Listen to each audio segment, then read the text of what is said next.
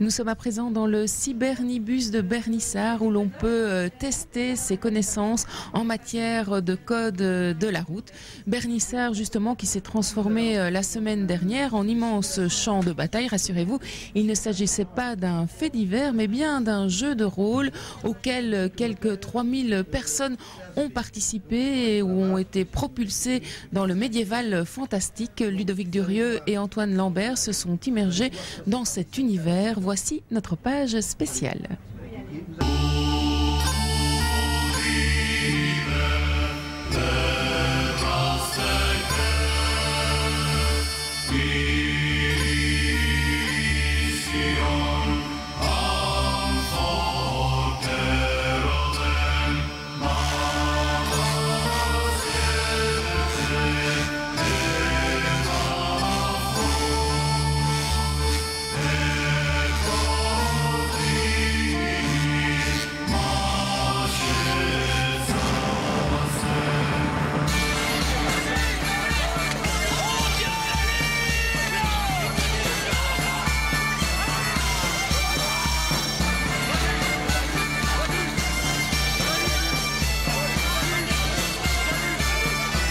La semaine dernière, Bernissart a été envahi par ce qui est désormais l'un des plus grands festivals de jeux de rôle grandeur nature. Un jeu pour petits et grands, basé sur l'imaginaire médiéval fantastique. En soi, le principe est simple. Il suffit d'incarner un personnage et d'évoluer dans un univers féerique où trolls, mages, guerriers et prêtresses se côtoient couramment. Comment est-ce que vous êtes tombé dans cet univers? Totalement par hasard, en rencontrant des gens en arrivant à l'université. J'avais commencé en histoire de l'art et archéologie, je voulais faire de la reconstitution historique et on m'a dit il y a un petit dérivé qui est aussi sympathique et qui fait moins mal que les vrais coups. Et donc je me suis retrouvée ici et je continue. J'aime beaucoup.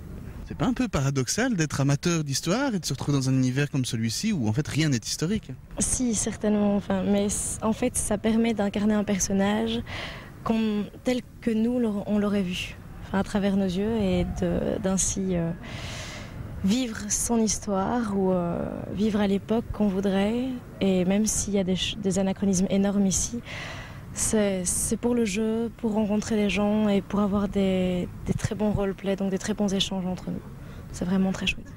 Alors qu'est-ce qui m'a amené ici pour faire du jeu de rôle?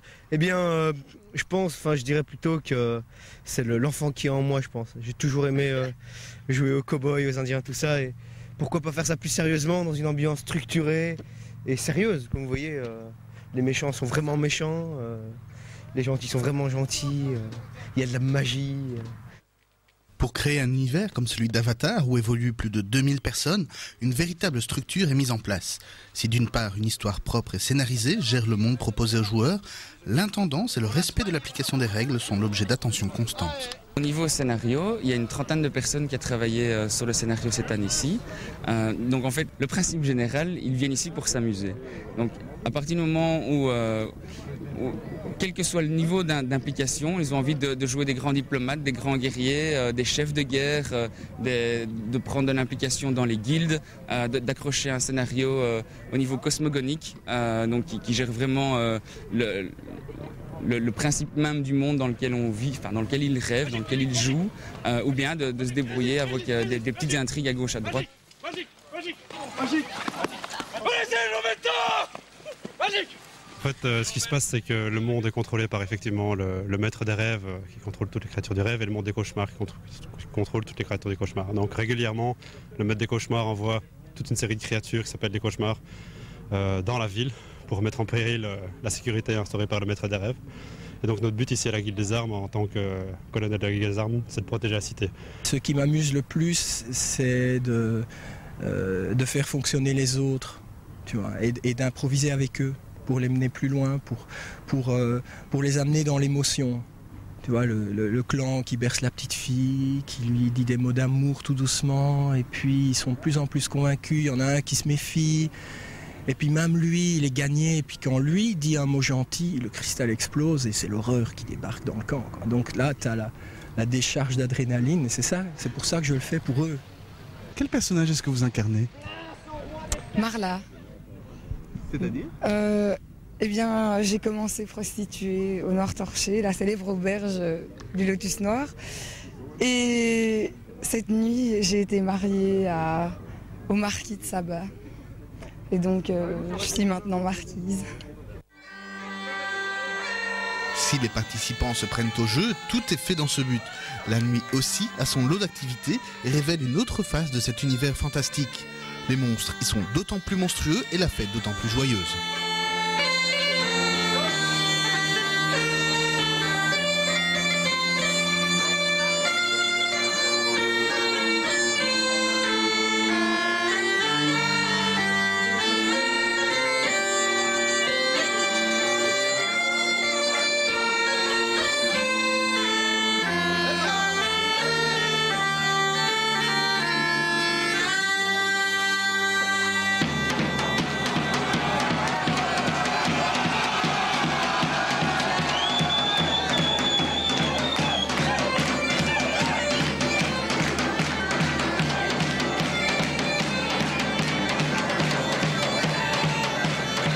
Qu'est-ce qui vous a amené en tant que papa à introduire vos enfants dans cet univers? En grandissant, il était temps de... C'est quelque chose qui est quand même une découverte impressionnante pour eux. C'est une magie pour eux, pour un cerveau d'enfant, est quand même très marquant. Alors, leur offrir ça, c'est quand même une belle chose pour la suite.